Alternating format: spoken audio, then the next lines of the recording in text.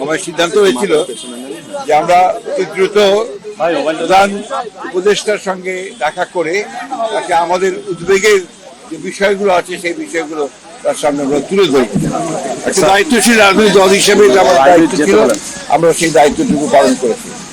আমরা আজকে যে বিষয়গুলো তার সামনে তা হচ্ছে যে এই যে ঘটনাগুলো ঘটেছে এর দায় সরকার এড়াতে পারেন না।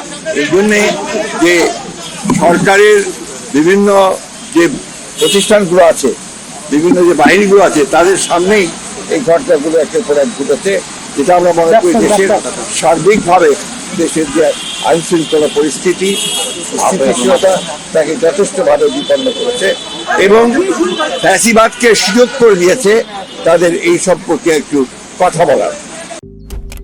মালয়েশিয়ান প্রযুক্তিতে তৈরি অত্যাধুনিক cleaning machine modern vacuum cleaner যে কোনো ধরনের ধুলো ময়লাকে পরিষ্কার করে ঘরকে করে তুলুন চকচকে ও আকর্ষণীয়। Modem, brand of luxury.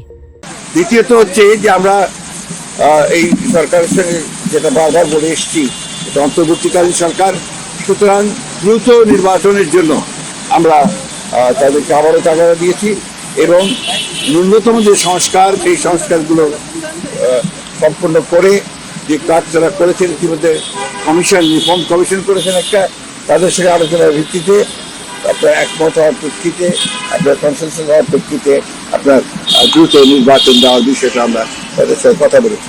আমরা প্রশাসনে যে সমস্ত ব্যক্তি এখনো যারা দোষর ছিলেন ফ্যাসিবাদের এবং যারা ক্ষতিগ্রস্ত করেছেন বাংলাদেশকে সামগ্রিকভাবে, তাদেরকে আইনের আওতায় আনার জন্য এবং একই সঙ্গে তাদেরকে প্রশাসন থেকে সরিয়ে দেওয়ার কথা আমরা বলেছি। আমরা যারা অর্থনৈতিক ক্ষতি করেছে, লুট করেছে, যারা লুণ্ঠন করেছে, তাদেরকে আমরা আবারও ফিরিয়ে আনার জন্য, টাকা ফিরিয়ে আনার জন্য একই সঙ্গে তাদেরকে আইনের আওতায় নিয়ে আসার জন্য আমরা সেটা আলোচনা করেছি। আমরা একই সঙ্গে যে কথাগুলো বলেছি তা হচ্ছে যে বিগত 15 বছর 16 বছরে যে মিথ্যা মামলা দিয়ে রাজনৈতিক নেতা কর্মীদেরকে যে হয়রানি করা হয়েছে, সেই মামলাগুলো প্রত্যাহার করার ব্যাপারে আমরা নীতিগত সিদ্ধান্ত কথা বলেছি। তারা একমত হয়েছেন, তারাও আপনাদের সামনে কথা বলবেন, এই বিষয়গুলো তারা একমত হয়েছেন। আমরা দ্রব্যমূল্যের ব্যাপারে অত্যন্ত জোরালোভাবে বলেছি যে সরকারের অন্যতম প্রধান ব্যর্থতা হচ্ছে দ্রব্যমূল্য নিয়ন্ত্রণে না নিয়ে আসতে পারা। সেটা তারা বলেছেন যে তারা যেগুলো কাজ করছেন, এই কাজগুলো দ্রুত সরকার চেষ্টা করবে।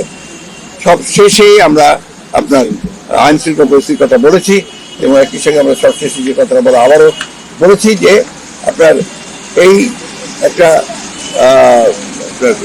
ধুলো ময়লা ও ক্ষতিকর ধূলিকণা থেকে নিমিষেই মুক্তি দেয় চৌধুরী এয়ার পিউরিফায়ার। এর শক্তিশালী সাকশন ঘরের কোনায় কোনায় লুকিয়ে থাকা সকল ধুলা টেনে ফিল্টার করে এবং বের করে আনে নির্মল ও স্বাস্থ্যকর হাওয়া।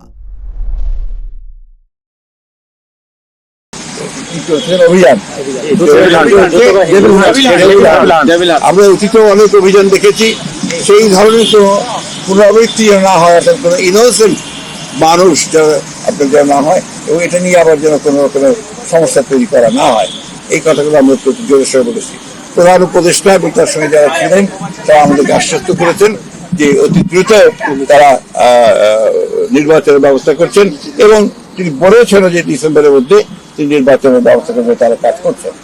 আমরা আশা করব যে জনগণের আশা যেটা আছে, প্রত্যাশা আছে, অতি দ্রুত এবং একটা রোড ম্যাপ ঘোষণা করবেন তিনি, সেটার মধ্যে দিয়ে আমরা ডিসেম্বরের মধ্যেই নির্বাচন সম্পন্ন হবে বলে আমরা প্রত্যাশা করছি, জনগণ প্রত্যাশা করছি। এবং সেই সঙ্গেই আমরা যেটা বিশ্বাস করি যে গণতান্ত্রিক সরকারের যে আপনার ট্রানজিশন হবে গণতান্ত্রিক ব্যবস্থায়, সেটা অনেক সহজ হয়ে যাবে যদি আপনার একটা নির্বাচন অনুষ্ঠিত হয়।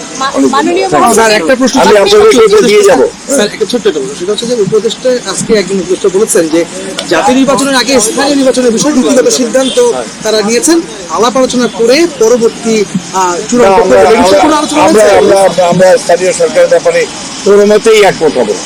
আমরা খুব পরিষ্কার করে আগেও বলেছি, এখনো বলছি যে জাতীয় সরকারের আগে কোনো নির্বাচন হবে না। স্যার প্রধান উপদেষ্টা কবে নাগাদ রোড ম্যাপের ঘোষণা দিবেন কিছু এটা ওনারা ঠিক করবেন, তবে ওনারা সম্ভব 15 তারিখের মধ্যেই ওনারা কিছু একটা বলতে যাবেন। ধন্যবাদ। ভাই